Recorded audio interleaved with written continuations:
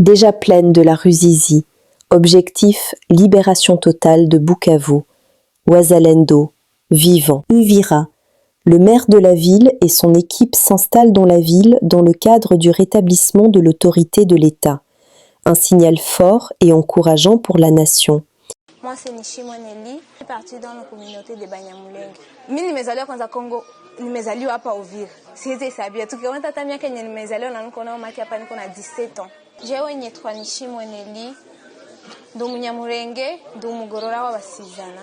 Yari nkeneye kubwira abavandimwe bose bagiye bahunze ibita bogaruka uburyo kera amani shakuwa vraiment nyari nkeneye gusa kubabwira ngo mugaruke Uvira ni yetu siye bote viki tunamaliza miaka na miaka tunapaishi ariko nukuri mugaruke tube abantu bamwe.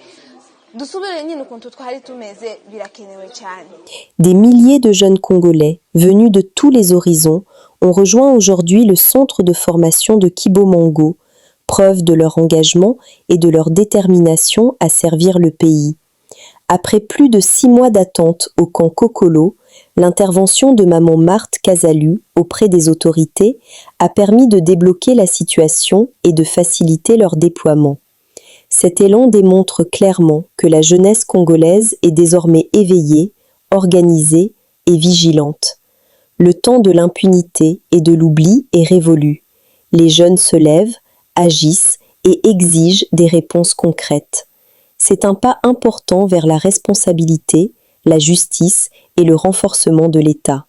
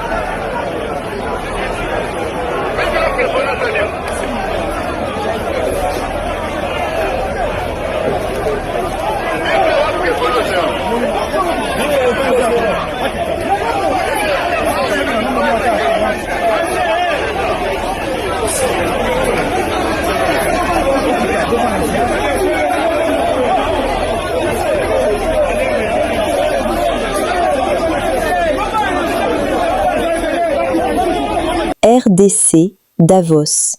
Tshisekedi plaide pour des partenariats gagnant-gagnant dans la chaîne de valeur minière. En marge du Forum économique mondial de Davos, le président Félix Tshisekedi a appelé à la mise en place de partenariats mutuellement bénéfiques dans le développement de la chaîne de valeur minérale. Il a réaffirmé la volonté de la RDC de renforcer la transformation locale des minerais et d'accroître l'attractivité de son secteur minier. Excellences, Mesdames et Messieurs les chefs d'État et de gouvernement, distingués participants, Mesdames et Messieurs, c'est un honneur de m'adresser à vous en ma qualité de membre du Conseil présidentiel inaugural de l'Accra Reset à l'occasion de cette réunion de Davos placée sous une conviction simple mais exigeante: la souveraineté n'est pas un slogan. En effet, elle se prouve, elle se construit, elle se livre par l'action et par les résultats.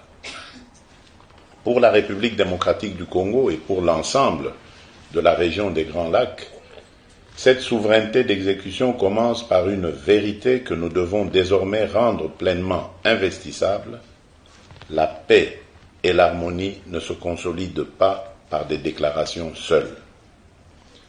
Elles se consolident par la production, par l'emploi, par des chaînes de valeur régionales crédibles et par une prospérité effectivement partagée. C'est précisément le sens de la sphère de prospérité souveraine.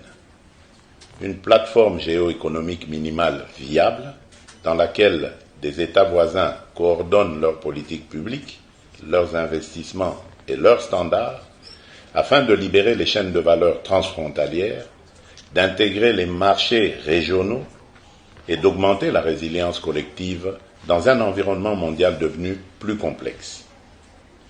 Dans cet esprit, la sphère de prospérité des Grands Lacs constitue une démonstration très concrète de ce que la souveraineté, lorsqu'elle est exercée de manière collaborative, peut produire. Plus de stabilité, plus d'opportunités mondiales et davantage de prospérité à long terme dans une région où nos destins sont interconnectés. En 2025, la République démocratique du Congo et ses voisins ont engagé une nouvelle phase de coopération pratique, un cadre d'intégration économique régionale visant à formaliser les chaînes d'approvisionnement en minerais, à renforcer la coopération transfrontalière et à libérer le potentiel économique de notre région grâce à un véritable dividende de stabilisation. Nous nous réjouissons en outre de la pleine convergence entre cette dynamique et la vision du bassin du Nil portée par mon frère, son Excellence le président Abdel Fattah al-Sisi, président de la République arabe unie d'Égypte. Je veux vous l'assurer, chers amis, en signant ce document, nous n'avons pas cédé à l'effet d'annonce. Nous avons posé un acte de conviction et de méthode. Ceux qui imaginaient que ces pactes n'étaient que des instruments de communication destinés à capter l'attention des grandes puissances constatent déjà qu'ils ont manqué l'essentiel. Car ce qui se dessine dans les Grands Lacs n'est ni un récit fabriqué, ni une promesse abstraite. C'est une trajectoire de bascule, de l'exploitation sans transformation vers la production à valeur ajoutée, de la fragmentation vers la coordination, de la concurrence stérile vers la consolidation régionale des intérêts, des incitations, des stratégies et des capacités. Notre ambition ne se limite pas à mieux exporter. Elle consiste à mieux produire, à mieux transformer, à mieux intégrer et par conséquent à mieux négocier notre place dans l'économie mondiale. On met notre expérience à disposition. Après c'est à vous de voir. Il y a beaucoup de différences. Il y a des points communs. C'est qu'on s'est fait la guerre pendant très longtemps et à plusieurs reprises. Voilà. Donc il y a des spécificités. Après, comme on l'a présenté, et on serait heureux de repartager cette expérience. Il y a une dimension politique. Hein. On est devant les portraits du général de Gaulle et de Konrad Adenauer. Donc c'était aussi une dimension, il y avait une dimension personnelle, mais il y avait une dimension aussi culturelle très importante. C'était l'occasion de ce traité dont nous célébrons l'anniversaire, a lancé la création de l'Office franco-allemand de la jeunesse. On a rappelé que depuis sa création, il y a plus de 10 millions de jeunes des deux pays qui ont participé à 400 000 opérations d'échange et que aussi bien mon homologue allemand que moi, nous avons pu en bénéficier, apprendre à connaître la société allemande, apprendre à connaître la langue de l'autre. Donc c'est un processus à plusieurs niveaux. Donc ce processus de réconciliation, il a pris du temps.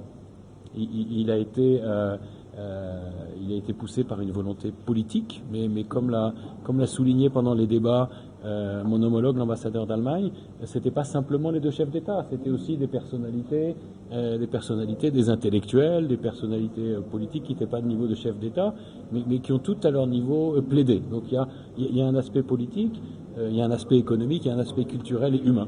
Voilà. Donc nous, on ne dit pas à la place des Congolais et à la place des Rwandais ce qu'il faudrait qu'ils fassent. C'est aux Congolais de décider ce que le Congo doit faire, mais on met simplement à disposition de tous ceux que ça intéresse notre propre expérience et qui, je dois l'avouer, est une expérience réussie. Dans des régions frontières, on se connaît. Les gens se connaissent, ont collaboré aussi depuis longtemps. Alors très souvent, la haine était instrumentalisée par la politique. Mais, encore une fois,